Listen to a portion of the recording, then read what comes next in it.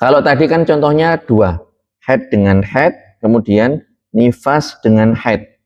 Sekarang kasus yang ketiga, haid dengan nifas. Berarti haid dulu, baru nih nifas. Berarti haidnya ini terjadi di masa apa para jamaah? Di masa hamil.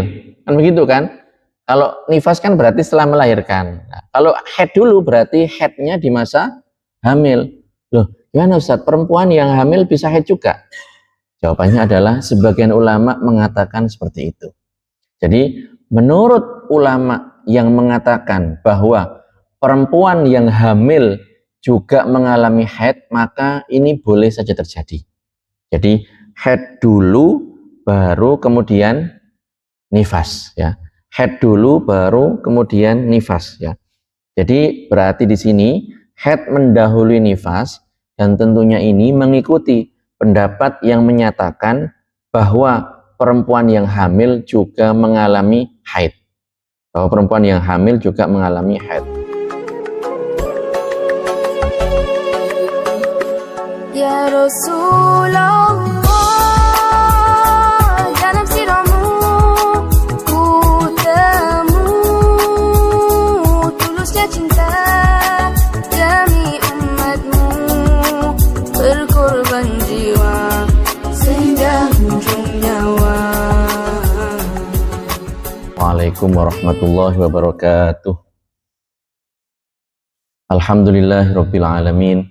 Wassalatu wassalamu ala sayyidina Muhammadin Thahal Amin wa ala alihi wa ashabihi tayyibin at-tahirin. Allahumma la sahla illa ma ja'altahu sahla wa anta ya hayyu ya qayyum taj'alul hazna idza syi'ta sahla. Allahumma rzuqna al-ikhlasa fil qawli wal amali wan niyyah. Para jamaah salat asar Masjid Ar-Rahman yang dirahmati oleh Allah Subhanahu wa taala. Alhamdulillah sore hari ini kita masih diberikan banyak kenikmatan oleh Allah Subhanahu wa taala, utamanya nikmat iman, nikmat Islam. Mudah-mudahan penghujung hidup kita ditutup dengan husnul khotimah oleh Allah Subhanahu wa taala. Di sini sebelum saya menyampaikan materi utama kita, saya ingin sedikit memberikan muqaddimah tentang urgensi metodologi talaqi. Ya, pentingnya tata cara belajar dengan metode yang disebut dengan talaqi dalam upaya untuk mengatasi krisis intelektual agama di era modern, di era kekinian. Namun sebelum itu, seperti biasa, mari kita hadirkan dalam hati kita niat mencari ridha Allah Subhanahu wa taala dengan mendengarkan serta mengikuti kajian ilmu agama, serta niat i'tikaf di masjid yang insya Allah penuh dengan berkah ini. Dalam sebuah hadis Rasulullah Shallallahu Alaihi Wasallam, dan ini merupakan hadis yang sangat fundamental sekali, hadis yang sangat mendasar. Rasulullah Shallallahu Alaihi Wasallam bersabda, "May yuridillahu bihi khairan yufaqihu fiddin." May yuridillahu bihi khairan yufaqihu fiddin. Yang maknanya adalah barang siapa yang dikehendaki kebaikan oleh Allah Subhanahu wa taala, maka Allah akan memahamkannya, memberikan dia pemahaman secara mudah dalam urusan agamanya. Hadis ini diriwayatkan oleh Imam Bukhari dan Imam Muslim. Artinya apa? Hadis ini menunjukkan kepada kita bahwa indikator kebaikan seseorang itu adalah dengan dia memahami urusan agamanya. Allah Subhanahu wa taala akan menjadikan orang tersebut, orang yang ia kehendaki kebaikan tersebut, menjadi mudah dalam rangka mendapatkan pemahaman dalam urusan agamanya. Menjadi senang ngaji, menjadi gampang untuk dipahamkan, menjadi senang dengan ilmu agama dan seterusnya. Kata kunci dari hadis ini adalah yufaqihu. Allah Subhanahu wa taala akan memahamkannya dalam urusan agamanya. Nah, dari sini berarti menjadi sekadar religius saja itu tidak cukup. Orang ketika dia hanya senang saja dalam urusan agama, itu tidak cukup. Semangat yang tinggi saja itu tidak cukup. Harus disertai dengan syarat mutlak yang tadi disebutkan dalam hadis, yaitu ia memiliki pemahaman yang benar, menjadi seorang yang diupayakan menjadi seorang yang faqih. Namun di era kekinian terdapat fenomena yang itu bisa dikatakan anomali. Jadi apa ya? Keanehan, keganjilan begitu, sesuatu yang tidak normal begitu. Mungkin seseorang diberikan semangat belajar yang tinggi, semangat untuk mendapatkan informasi agama yang banyak, tetapi di waktu yang sama terjadi pendangkalan di ilmu agama. Pertanyaannya adalah mengapa ini bisa terjadi? Jawabannya terletak pada kerusakan metodologi belajar. Kalau kita buat pendekatan, perumpamaan, ya, terdapat di sini anatomi kesalahan dalam metodologi belajar ilmu agama. Jadi secara ilmiah, sebuah bangunan ilmu itu akan menjadi runtuh jika fondasi dan strukturnya cacat. Nah, dalam hal yang kita bahas sekarang ini, paling tidak ada sekitar 4 maladministrasi dalam belajar agama yang banyak terjadi. Yang pertama adalah autodidak tanpa bimbingan. Jadi banyak orang yang merasa cukup dengan hanya membaca, menelaah buku, kemudian diskusi, nonton diskusi, ya. Padahal secara epistemologi, teks atau naskah atau tulisan ini itu adalah sesuatu yang mati, bisa dikatakan benda mati yang perlu kunci dalam tanda kutip untuk membukanya. Artinya apa? Tanpa seorang guru, seseorang ini hanya akan melakukan sesuatu yang diistilahkan dengan konfirmasi bias, hanya mengambil informasi berdasarkan dengan logikanya sendiri, berdasarkan dengan pemahaman personalnya sendiri saja. Itu yang pertama. Yang kedua adalah bisa dikatakan amnesia sanad gitu. Jadi intelektual tanpa silsilah. Jadi sebelumnya tadi saya sebutkan istilah talaki. Talaki itu adalah metodologi belajar yang dicontohkan oleh baginda Rasulullah SAW. Para sahabat bagaimana? Mereka belajar langsung, face to face, ya, berhadapan-hadapan, mendengarkan penjelasan langsung dari baginda Rasulullah SAW, mendengarkan, memahami sebagaimana mestinya. Lah ini adalah talaki, salah satu dari bentuk talaki, belajar secara langsung. Kemudian ada sanad. Sanad ini adalah rantai periwayatan. Jadi seseorang mendapatkan informasi, murid mendapatkan informasi dari gurunya, gurunya mendapatkan informasi itu dari gurunya, terus bersambung, muttasil, bersambung hingga sampai kepada baginda Rasulullah SAW. Jadi ilmu agama ini bukan hanya sekedar data, melainkan juga ada amanah di situ. Berarti belajar kepada seorang guru yang tidak memiliki guru, berarti tidak punya sanad. Ya. Ini ibarat orang memutus mata rantai transmisi kebenaran. Tanpa sanad, orang ini akan mengatakan apa saja yang ia kehendaki sesuai dengan seleranya. Tidak ada pakemnya. Ya. Seperti itu. Kemudian yang ketiga adalah krisis amanah ilmiah. Jadi ada fenomena orang sudah belajar kepada guru yang bersanad, namun melakukan penyimpangan dan penyelewengan dari pemahaman gurunya. Mereka hanya sekadar menggunakan label sanad sebagai legalitas, kemudian di waktu bersamaan mereka ini menyisipkan opini pribadi yang ternyata bertentangan dengan pakem ulama terdahulu. Nah, ini bisa dikatakan salah satu dari bentuk pengkhianatan intelektual. Kemudian yang terakhir, yang keempat, ya tadi ada 4 saya sebutkan, adalah loncatan kurikulum, chaos secara hierarki. Ya.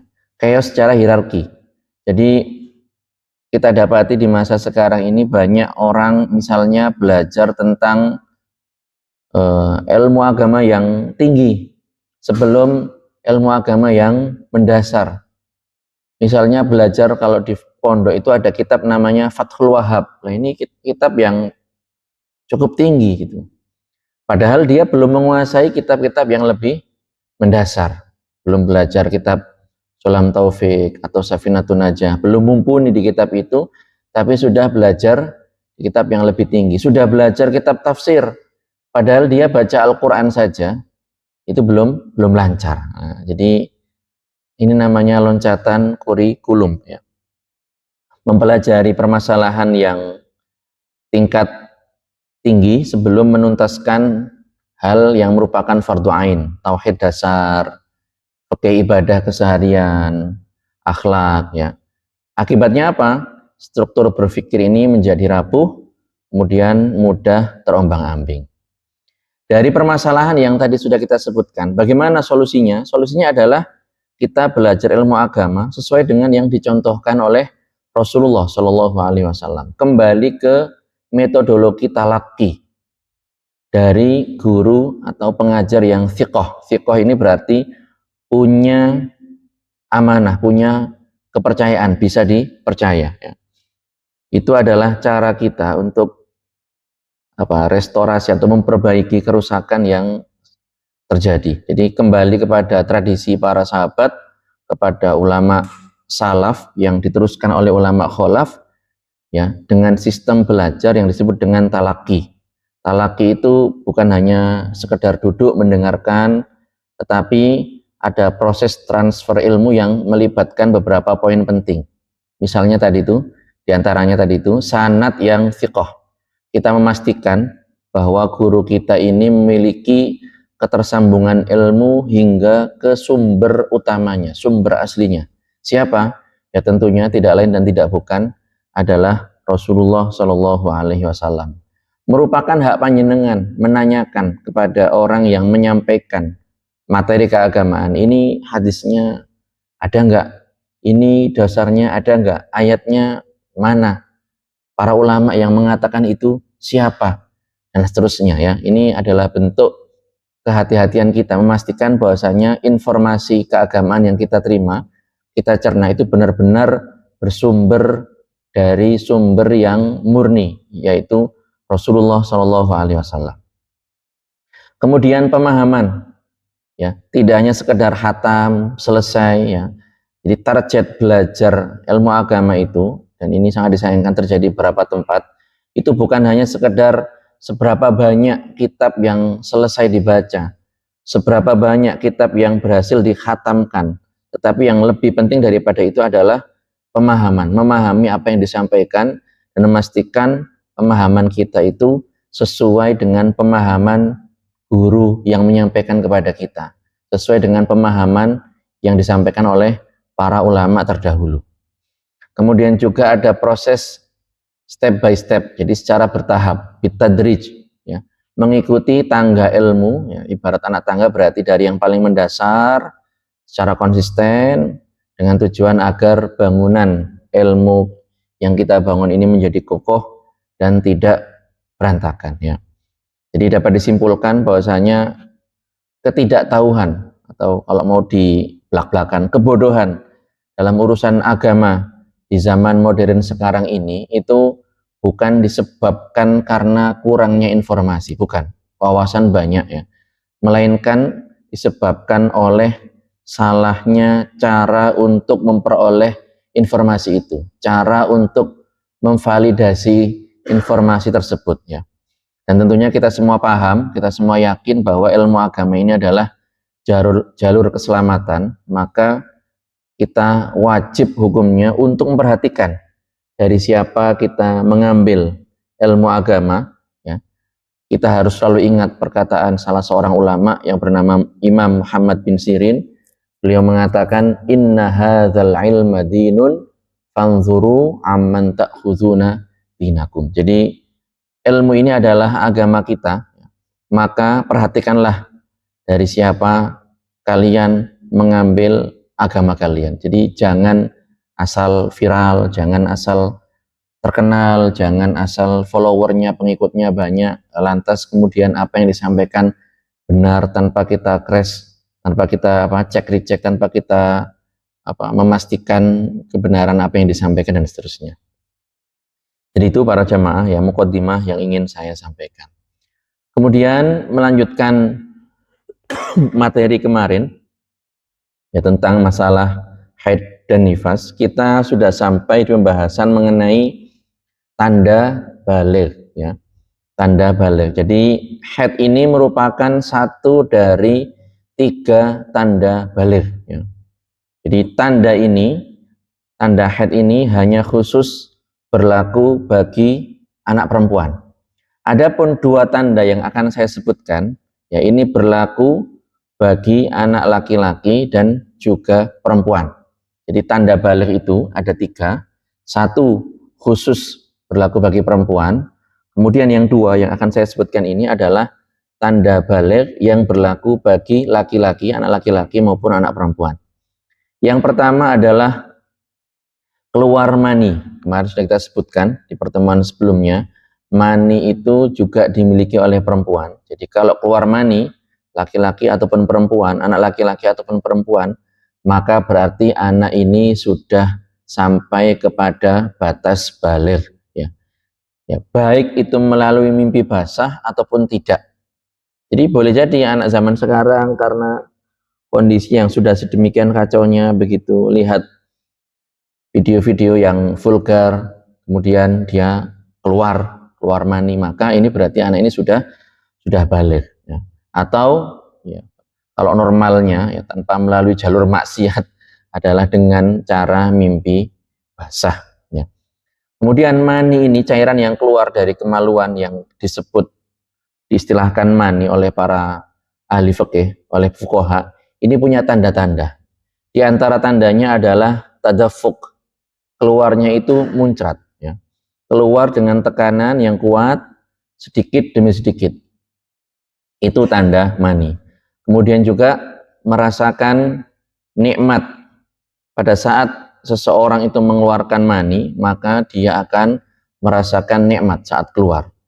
Kemudian dari segi aroma atau baunya, maka mani ini punya bau seperti adonan kue di saat basah dan bau seperti putih telur sedikit amis begitu pada saat kering.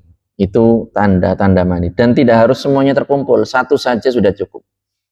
Itu tanda baligh yang pertama yang berlaku bagi laki-laki dan perempuan. Nah, tanda baligh yang kedua adalah genap usia 15 tahun Hijriah. Jadi kalau kita punya anak, punya adik, punya ponakan begitu, perempuan misalnya, umur 9 tahun kok tidak haid, 10 tahun kok tidak haid, sampai usia 15 tahun tidak haid, maka ya sebelum usia 15 tahun berarti dia belum balik. Tapi kalau sudah usia 15 tahun Hijriah, hitungannya Hijriah ya di sini, maka walaupun dia belum haid, maka dia sudah dihukumi baligh ya.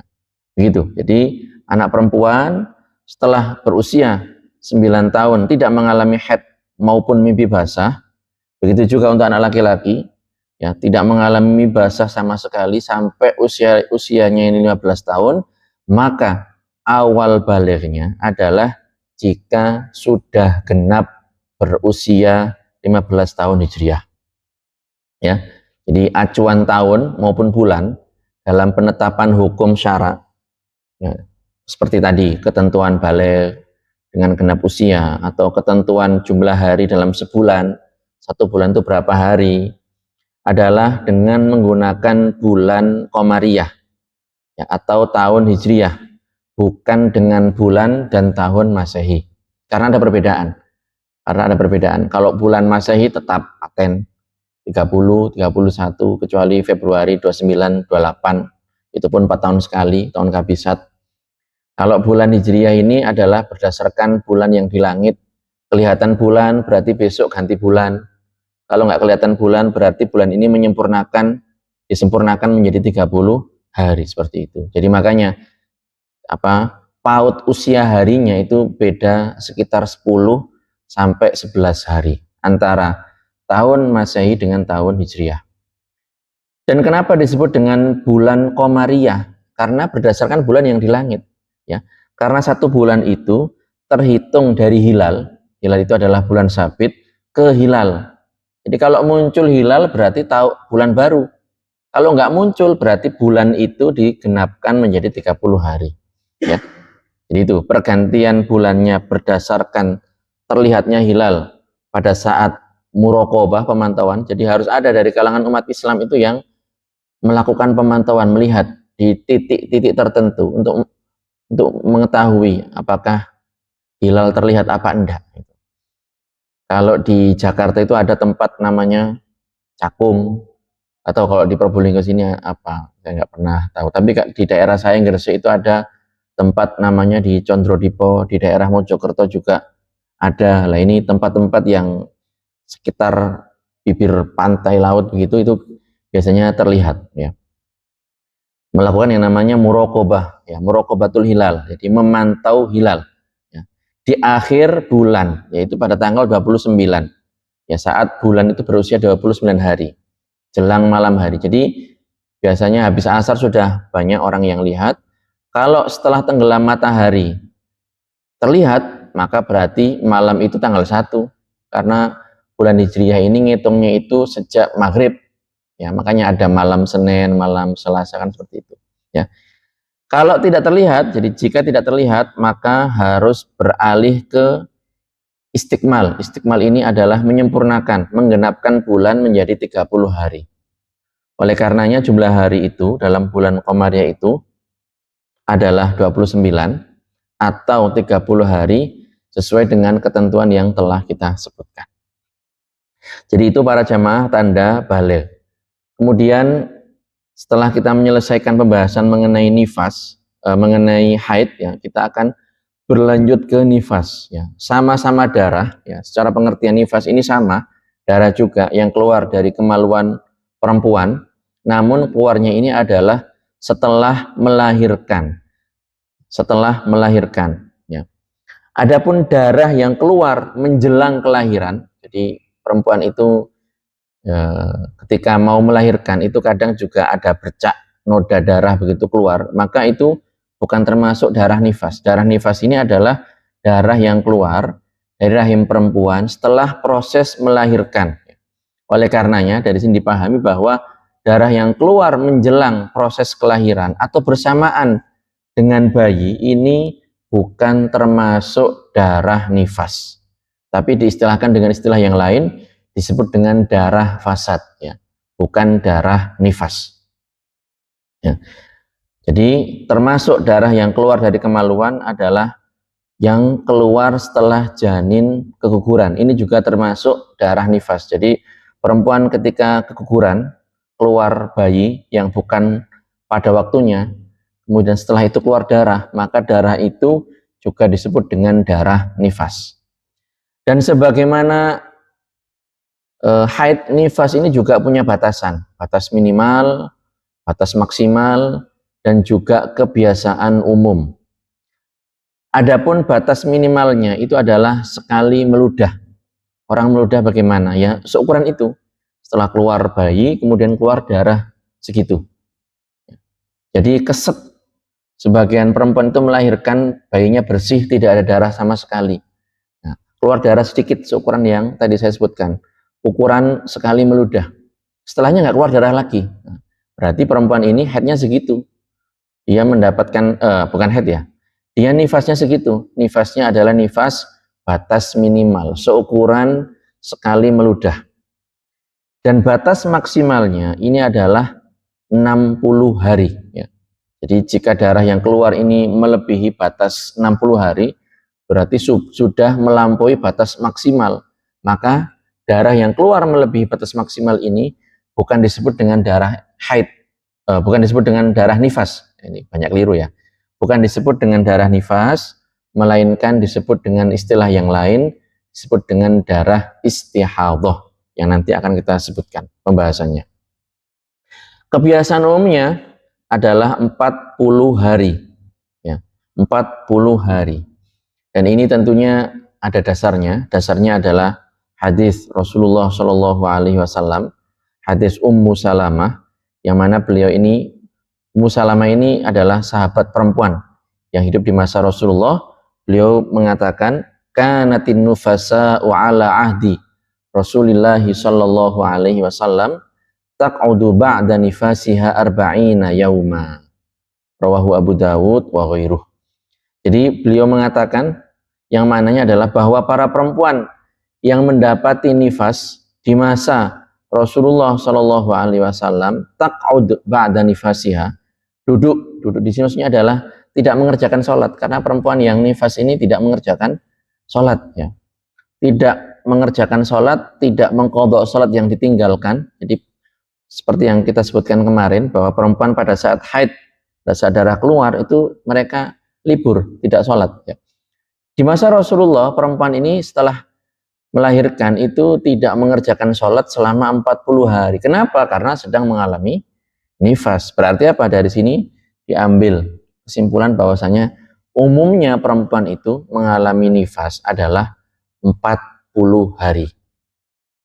Kemudian ada istilah lain lagi yang disebut dengan masa suci, tuhur, masa suci. Jadi perempuan ketika tidak keluar darah, maka tidak keluar darah haid, tidak keluar darah nifas, maka ini disebut dengan masa suci, ya, yaitu masa yang merupakan jeda waktu antara dua haid, atau antara haid dan nifas, atau sebaliknya, ya, sebaliknya berarti antara nifas dan haid. Di masa di mana tidak keluar darah antara dua haid, atau antara haid dan nifas, atau antara nifas dengan haid, ya, ini disebut dengan masa suci. Diistilahkan dalam bahasa Arab tuhur, ya. Begitu juga jika terdapat jeda, ya, jeda waktu, ya, tidak seketika keluar darah setelah melahirkan, maka waktu ini, jeda ini juga disebut dengan suci. Jadi begini, misal perempuan melahirkan, setelah melahirkan, tadi kan kalau keluar darah itu kan darahnya namanya darah apa? Darah nifas. Jadi darah yang keluar setelah melahirkan namanya darah nifas.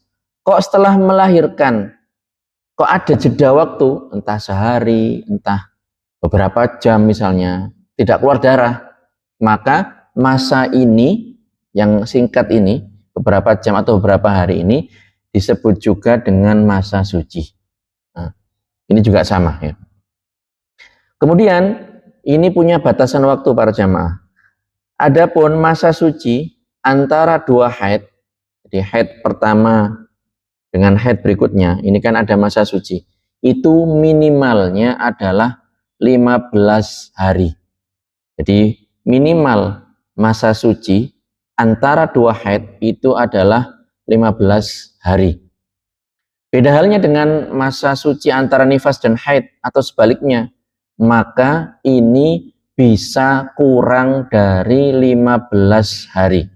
Ya, bisa kurang dari 15 hari dengan catatan jika nifas sudah mencapai batas maksimalnya, yaitu 60 hari. Jadi begini, contohnya begini. Misal perempuan mengalami nifas. Nifasnya ternyata adalah batas maksimal. Berapa tadi? 60 hari. Maka di sini boleh saja perempuan ini, ya, ada jeda waktu, kemudian dia mengalami haid, ya. Ini boleh saja batasnya ini adalah kurang dari 15 hari.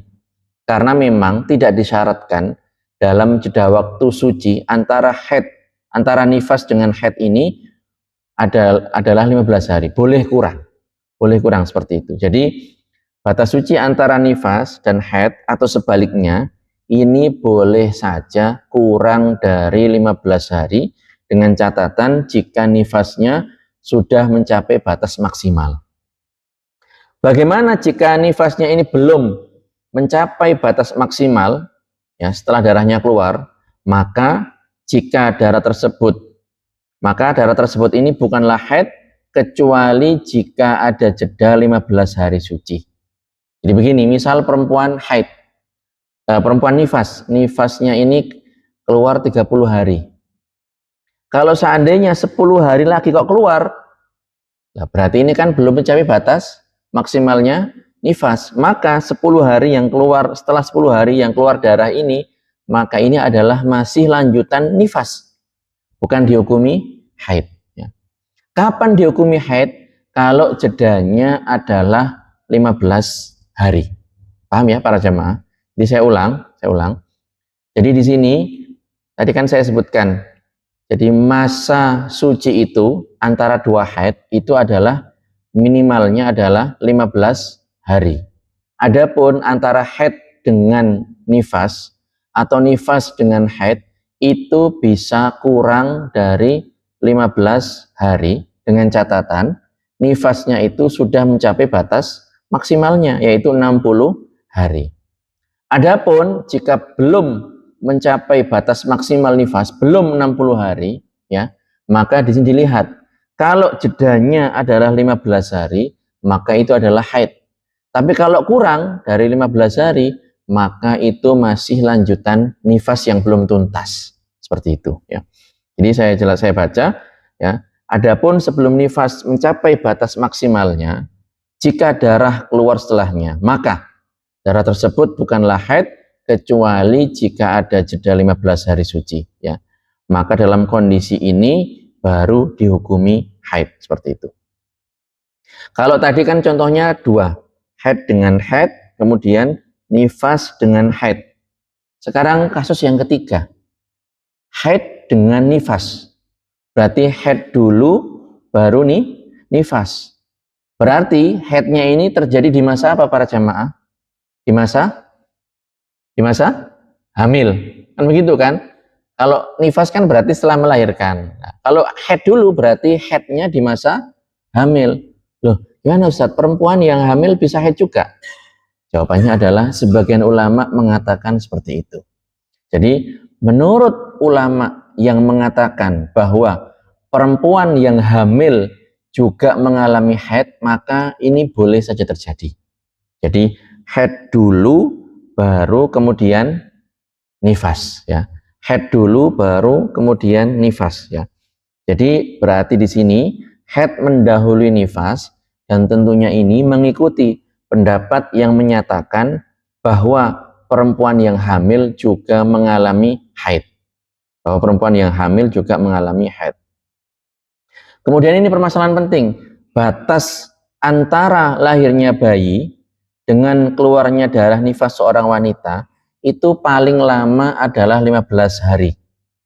Saya ulangi lagi, batas antara kelahiran bayi dengan keluarnya darah, ya, setelah melahirkan itu paling lama adalah 15 hari. Oleh karenanya, jika jarak antara keduanya, jarak antara melahirkan dengan keluarnya darah itu kok lebih dari 15 hari, maka darah ini tidak dihukumi sebagai nifas, melainkan dihukumi sebagai haid. Jadi misalnya begini, perempuan melahirkan. Setelah melahirkan nggak keluar darah suci begitu. Kemudian 15 hari, setelah 15 hari berlalu dari melahirkan keluar darah. Maka darah yang keluar ini dihukumi apa? Dihukumi nifas ataukah dihukumi haid? Karena di sini jedanya ada 15 hari, maka dihukumi sebagai haid, bukan sebagai nifas. Tetapi kalau jedanya kurang dari itu, maka darah ini dihukumi sebagai nifas. Jadi 5 hari kok keluar darah, berarti ini darah nifas. 10 hari kok keluar darah, 7 hari setelah melahirkan kok keluar darah, maka darah ini adalah darah nifas, begitu ya. Itu. Kemudian tidak ada itu batas minimal suci. Adapun kalau batas minimalnya segitu, batas maksimalnya berapa? Tidak ada batasan maksimal untuk suci. Jadi ada sebagian perempuan itu yang sepanjang hidupnya tidak mengalami haid sama sekali. Ya, tidak mengalami haid sama sekali. Tapi kan normalnya tidak seperti itu. Tapi ada perempuan itu tidak mengalami haid, ya, tidak mengalami haid sama sekali. Seumur hidupnya tidak mengalami haid. Ya. Oleh karenanya para ulama mengatakan tidak ada batasan maksimal untuk suci. Jadi tidak harus 15 hari.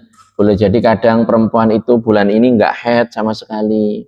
Apalagi di zaman sekarang kan konsumsi makanan, kemudian obat-obatan ini kan sangat pengaruh juga. Makanya beberapa orang itu ketika mau umroh, mau haji, itu kan kadang supaya ndak keluar darah haid, bulanannya ndak keluar, mereka mengkonsumsi makanan tertentu biar tidak haid di saat sedang ihram, yang mana beberapa ritualnya itu disyaratkan dalam keadaan suci dari hadas besar maupun hadas kecil, dan itu boleh selagi tidak membahayakan si perempuan. Jadi itu ada istilah tuhur, suci. Kemudian ada istilah lain yang namanya nako.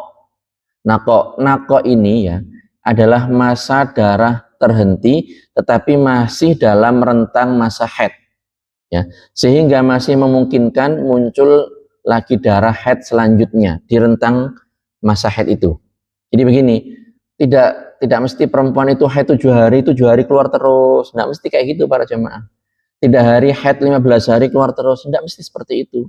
Boleh jadi 3 hari keluar, 3 hari tidak keluar sama sekali, kemudian keluar lagi lah.